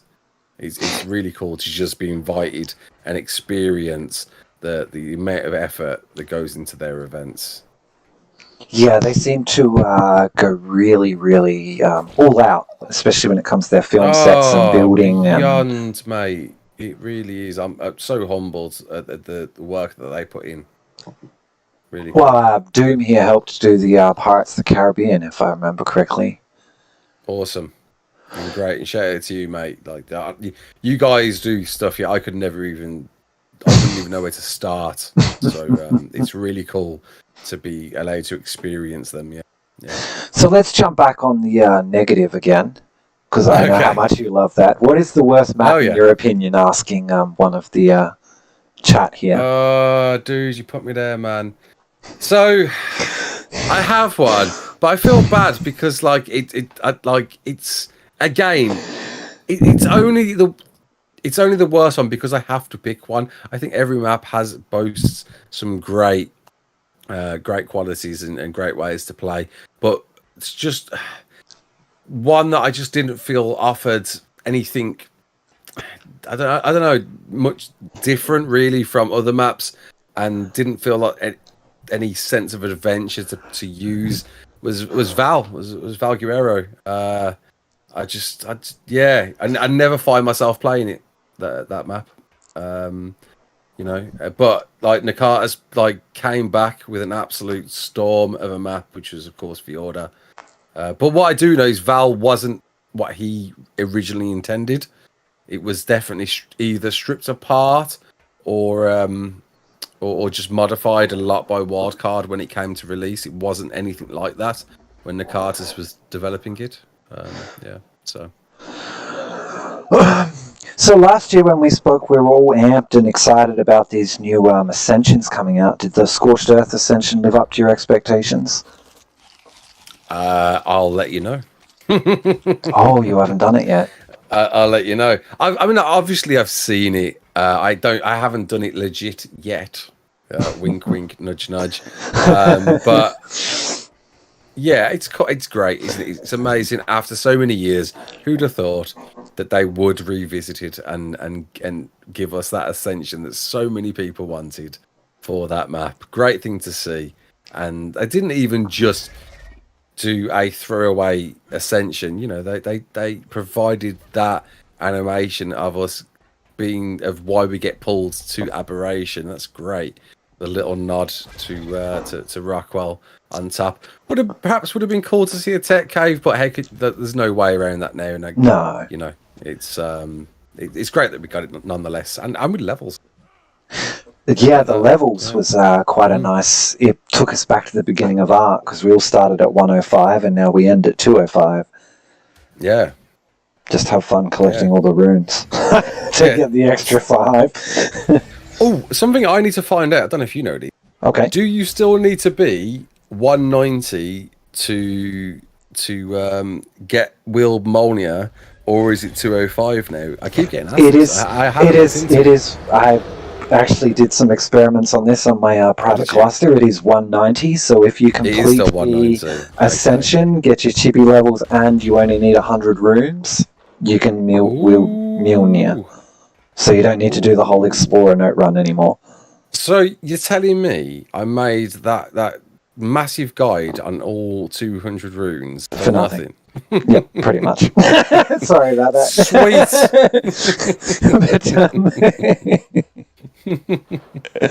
But at least it's out there, and there are some diehard, players that want to make sure that they complete that. Especially on official, it's a bit easier on a private cluster because you can give all Explorer notes. Yeah, man. What's wrong with the Reaper? The guide helped me a lot, struggling looking for them. So I take you're a big fan of Mjolnir then? Oh, dude, it's the ultimate achievement. Perhaps not as rewarding as I wanted it to be. I wanted to fly around on that thing. You can't. But either way, it's a pretty cool thing. We could have got nothing. We got something. We got this reward. That's it's fun to do. It's fun to use. It doesn't really do as much damage as I wished it could have. But I get the need to limit it again for PvP. Well, yeah, it's wild card. It wouldn't be a new release if it wasn't nerfed within a week. Yeah, that's it, mate. Yeah. But good fun to use though. Runes are pain while colorblind. Well, it looks like some of our viewers here got some good advice from your video. So that's what's important. I appreciate it, man. That's cool. So when it comes to obviously the release of Fjordur and stuff, do you think they did good with the diversity of tames on there? Dude, did they do good? The Fjordur has the most tames than any other map. It's insane. I couldn't believe it that they brought Shadow Mains in, especially, and Rock Drakes. Like for the first time, Rock Drakes were on a free DLC.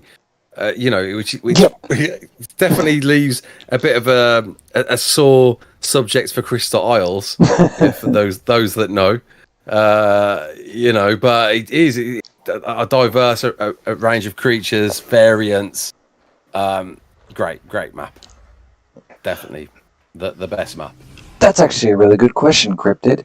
What's your favourite dino variant? Which dinos do you wish had variants that never got one? Reaper variant. I think the Reaper variant looks cool. The colours you get on Reaper variants make them look awesome.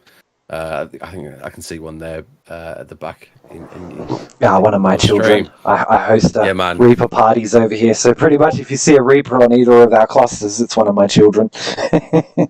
Yeah, definitely. And as Dynamite, you said, as I was about to say, Therizino, dude. Let's see a Therizino variant, man. Yeah, needs to happen. When I saw that alpha one that Nakatis did, I was like, I am so glad that's not on console. Yeah, definitely, dude. Also, what is it? The Paleo Thyla that is coming out with the Paleo mods. That is super cool. I'd love to see a variant that was close to that on Thylas. Yes, it looks really cool. Yeah, the Paleo mod when it comes to Dealos is beautiful. Yeah. An X and R dodo. I saw that there was a tech dodo in the creature submissions. I voted for that one. It's always one. I voted for that one. So do you prefer Giga or Char Char? Ooh. Oh, I'm still gonna go with the Giga. I still am. Yeah, the car is the tougher time now. If you in the right circumstance, it should beat a Giga hands down. But a Giga be a Giga. I've always loved Gigas, mate, and yeah, man, yeah, ain't taking them away from me. It's a struggle. Yeah. Well, I love the patterns on the R Gigas. They did really well with that. Yeah, the R Gigas are cool. Yeah. No, and the one thing I like about the R Reapers is where they did every baby has different colors. Yeah, man. No, the Cardis is bringing an S Reaper. Yeah, I saw that. That's insane. That's right. Yeah. Definitely. So, I'm going to ask you, in your opinion, and you're going to slap me for this one. Go on. When do you think Arc 2 is going to be come out? What do you think is their timeline? Purely opinion too, guys. Don't take this like Yeah. Don't take my word for granted. No. Up until Christmas, I'd have said summer this year. Now, I'm going to say Q1 of next year. I don't think you're going to see it this year. Maybe even into Q2 of next year. Like let's think about it. If we get this Unreal 5 engine update, right, that's going to drop probably in the summer. Hopefully in the summer. Whenever it releases, they're going to want at least 6 months of just that before Arc 2 comes out. So it's going to be next year, mate, without a doubt. But we'll find out next month. And the other thing that's got everyone confused is, again, this is purely opinion and speculation. Don't take this seriously. Hey, Meep, welcome on in. Meep. Do you think they are going to have different maps, or do you think it's all going to be just one map? On Arc 2? Mm-hmm. Yeah, so my theory is that it's going to be a single-player campaign on a giant world, and somehow within that you're going to be able to branch off to your multiplayer hub areas of this same world, and they'll be regionalized. So instead of different maps or arcs, it's going to be different regions on this same planet. That's my theory anyway. Still looks sort of like a Star Wars theme there. Yeah, I guess if you looked more at like something like Destiny in a way, think like God of War crossed with Destiny. Like you've got this campaign mode, but then that's almost in a way your lobby, like you have Destiny, and then you can go off to these multiplayer areas. Yeah. Yeah. So you don't think it's going to be sort of like what we've got now, like open world? I think it will emulate open worldness, but they'll be confined to these areas, because let's be honest, there still needs to be some limitation. I think so. It will feel like an entirely open world experience, but yeah, you'll be confined to these smaller open world areas. That would be my guess. Yeah. What would really disappoint you in Arc 2 if which dino that they didn't put in there? What would make you sad about that? They didn't. Milkers, mate. Give me them milkers, man. Like you've spoiled me now. I don't want to be playing vet milkers. But nah, seriously though, like I want to be as confined as possible. The make flyers much harder to obtain in Arc, because I know it makes it so much easier to get around with flyers, but that's the point of Arc, is that before you get on a flyer, the world seems so big, and the second you do, it dwarves it, and it's a completely different experience then the minute you are able to soar over everything. I hope there's a longer progression system to that, just like dwarf you to your surroundings just a bit longer somehow.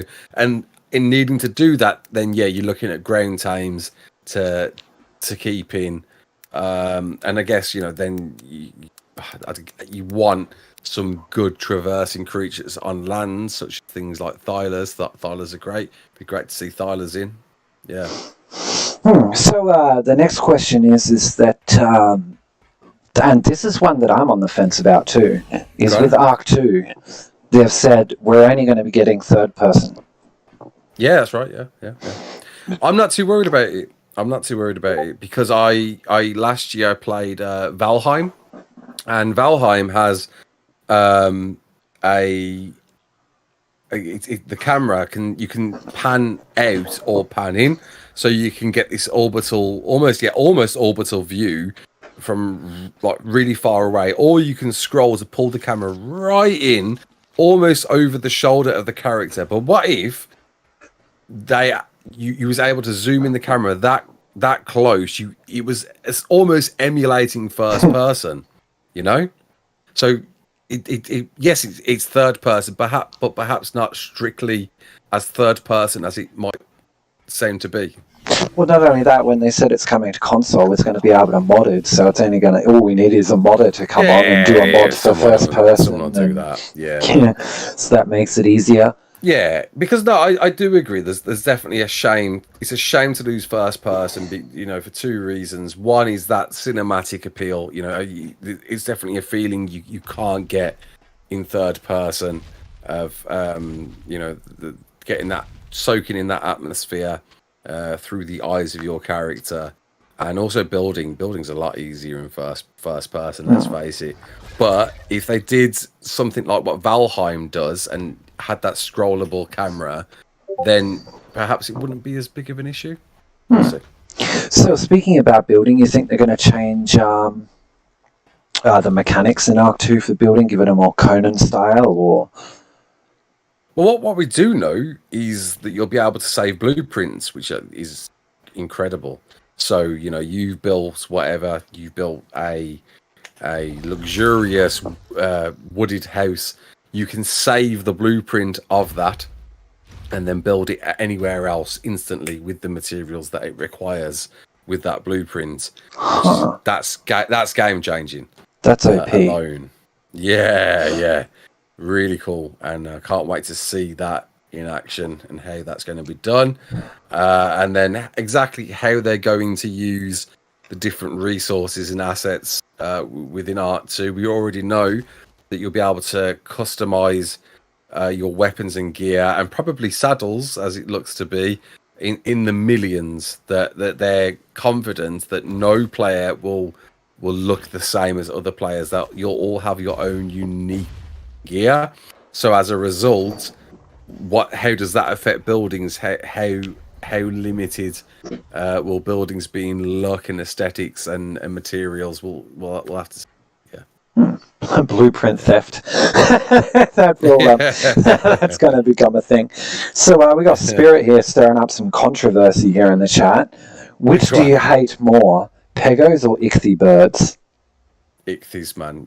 Ichthy's can do one. Like Pegos are one thing. They're irritating, but Ichthy's, mate, they're always there at the most inconvenient timing. Literally, just before I came on here, I was about to raid someone, and I'm playing it stealthy, and I'm on the beach. And stupid seagulls came over and hit numbers went off. I'm like, go away. Stupid seagulls ruined myself.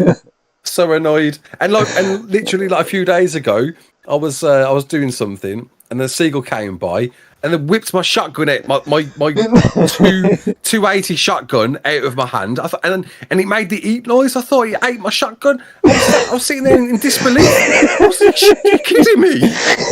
just ate my shotgun." And I found that I'd actually dropped it, but that for a brief 2 minutes, I'm just there going, "What the hell? Seagulls ate my shotgun, man!" Big shotgun sticking out its neck. What the hell? Well, that's the good thing about ichthy's, isn't it? They drop it, unlike pegos, they swallow it if you don't catch them quick enough. Yeah. Well, apparently they did a poll, and itchies are the worst. Thank you, Spirit. I hate them. So, let's go back to our primitive roots. Obviously, Ark had Prim Plus, and prior cryopods and stuff like that. We had, everything was Prim, but it is called Ark Survival Evolved. So obviously, we evolved into Tech. We'd be annoyed if they brought Tech tier out in Ark 2. Or do you think they should keep it Prim? Well, I don't. It's no secret that the game won't or have Tech.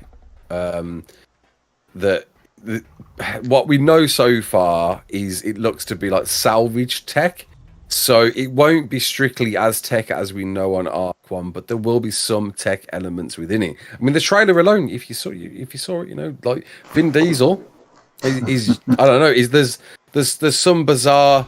What is it? There's something in Structures Plus that looks really similar to it. I can't think of what it's called now. But anyway, there's a structure in there. There's that interface that he uses. So Tech is going to be in Ark 1. But they definitely need to make sure it's limited to, I don't know, like functionalities that are just an asset to your base somehow, rather than being able to use in a combat perspective. Yeah. Do you think they'll have modern technology like gas generators and stuff? And remember, guys, even though RAASCLARK's missed the news, this is all hearsay, speculation, nothing. Pure speculation, mate. Again, it looks to be all salvage stuff, because the Gen 2 ship crashed on this planet, and so our brand new respawned Vin Diesel Santiago has that know-how to manufacture whatever from these scrap parts. So yeah, why not? I guess we could see that, and I imagine it will go through to that. This tech's already available. We're going to somehow work our way through to it at some point, just hopefully not straight away. Yeah, because we don't want to have all the game breaking stuff in the first 5 minutes. Let's enjoy a primitive experience to begin with, and then eventually get to that point like we have with Ark 1. I can see it happening, just hopefully not straight away. So what do you think of Prim Plus? I don't feel like I played it enough to give a fair judgment on it. I had a brief experience on it on PlayStation some years ago. I definitely offered, a great new take on playing Ark at that level, but it didn't get the support it needed.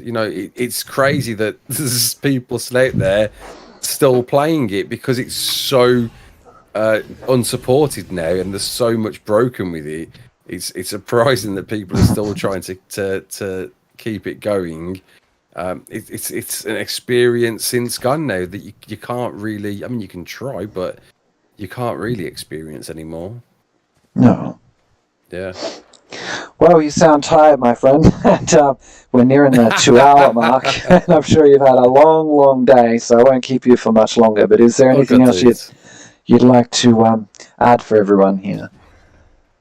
No, all good. Just very, very privileged, honoured to be invited to be interviewed, mate. And big shout out to everybody that has tuned in. I look forward to what's upcoming. ARC has a definite bright future, a lot of promises. We're going to find out exactly what promises, as and when, on a roadmap next month when we get that, and see what the future holds. But above all else, Unreal 5 update, that is going to be such a game-changing thing for ARC. It's going to bring back people to ARC, especially. That's a fact. And we'll feel like a fresh experience of that. And as a result, we get to all relive it again. Great time to be an ARC fan. Well, I want to thank you very much to come and celebrate From the Ashes 2-year birthday with us. I really appreciate it, man. And more than welcome, dude. We'll definitely stay in touch, and I'll have to have you back in one day soon. And thank you very much, everyone who tuned in tonight. I appreciate you all. Thank you for coming to RAAS. Don't forget to give RAAS a follow on YouTube and get all the ARC 2 news as it comes out and gets delayed. But, alright, gonna sit. Alright, well, I appreciate you guys, and thanks for tuning in, and we'll see you at the next one. Thank you for the follow.